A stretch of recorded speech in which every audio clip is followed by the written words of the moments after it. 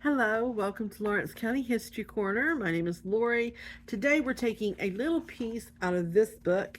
It is the Bits and Pieces of the Past Along the Ohio by M. Douglas Thompson. It is an illustrated book. It has multiple sections. It was published in 1981. Among its different contents was the land formation, the first people in our area, Indian leaders, the first European explorers, pioneers, early economy, the Ohio River, environment and health, sports, ghost stories and people, and miscellaneous. And then at the end, there are language quizzes, plant and animal quiz, and a tri state trivia.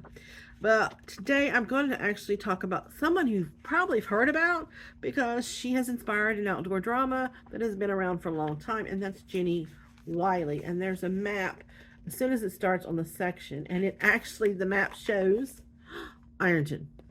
For those of you who are not familiar with Jenny Wiley, she was captured by Native Americans.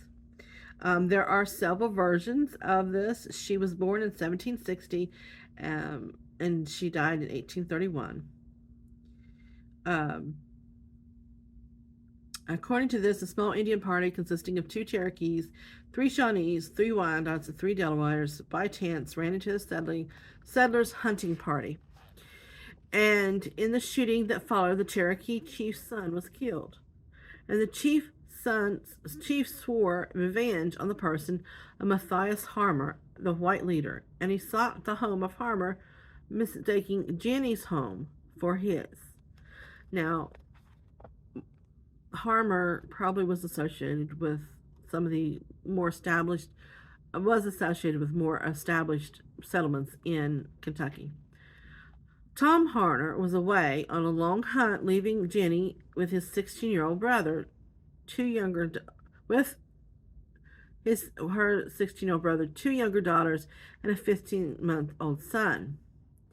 She stayed to finish some of the weaving after the neighbor, John Borden, had given the warning when the cabin was quickly overrun by a raging band.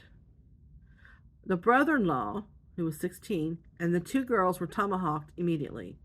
Jenny, with the baby in her arms, fought them off with a chair, but in the end, the Shawnee chief took her by the arm to lead her away. It is said that he admired her courage and had only recently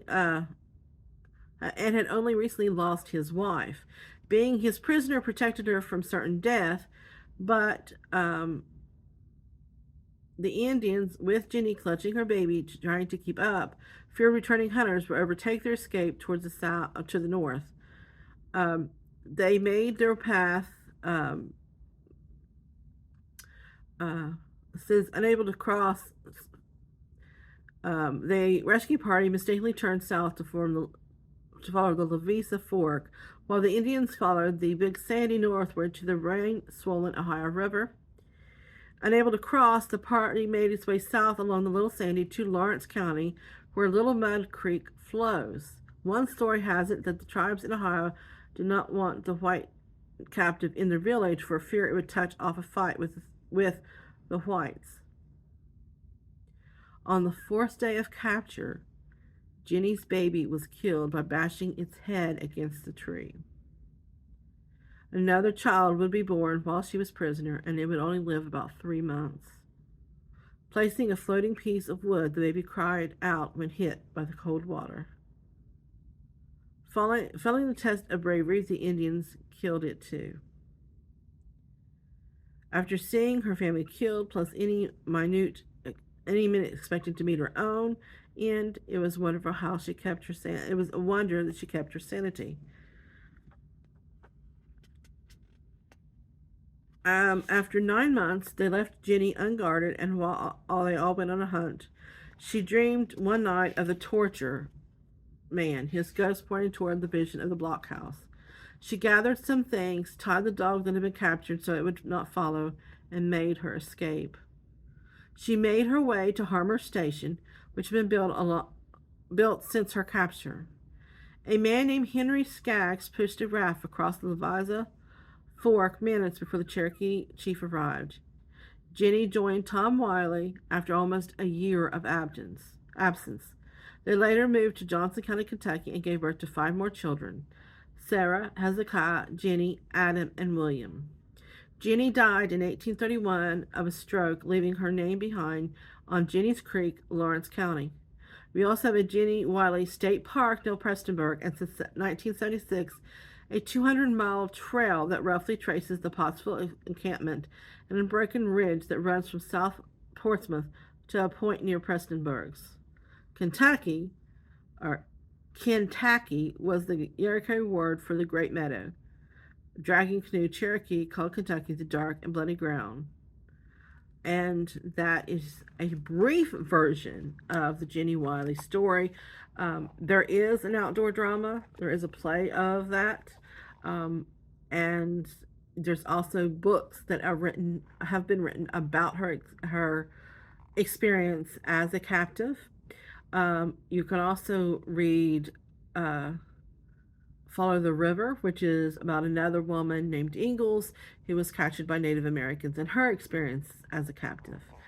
This book is called Bits and Pieces of the Past Along the Ohio by M. Douglas Thompson. It is available in our genealogy department, so it can be read at any time. And it has, like I said, a lot of different articles. There's photos that you can see as well. For instance, that's the Judgment Tree at St. Charles, Missouri.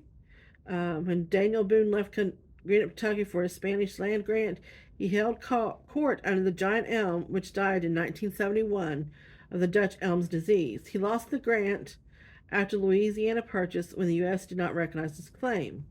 And the Oregon Trail begins there. So like I said, this is just a wealth of information about Ohio history and the history of our area.